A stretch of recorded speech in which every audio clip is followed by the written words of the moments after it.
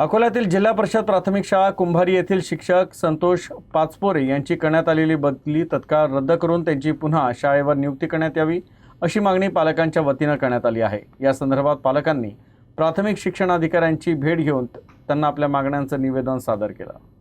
शिक्षक संतोष पाचपोरे हे शाळेत कार्यरत असताना विद्यार्थ्यांच्या शैक्षणिक प्रगतीसोबतच शाळेच्या सर्वांगीण विकासासाठी उल्लेखनीय कार्य करीत होते।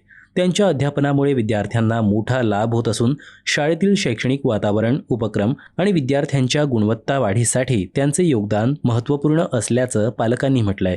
त्यांची बदली झाल्यामुळे विद्यार्थ्यांच्या शैक्षणिक गुणवत्तेवर परिणाम होण्याची शक्यता असून शाळेतील अध्यापन व्यवस्थेलाही अडचणी निर्माण होऊ शकतात, अशी चिंता पालकांनी व्यक्त केली। त्यामुळे विद्यार्थ्यांचे हित लक्षात घेऊन सदर शिक्षकाची बदली रद्द करून त्यांना पूर्वीच्याच शाळेवर पुनर्नियुक्त करण्यात यावं, अन्यथा शाळेत शिक्षण घेणाऱ्या विद्यार्थ्यांचे शाळेतून नाव काढू असा इशारा दिलाय।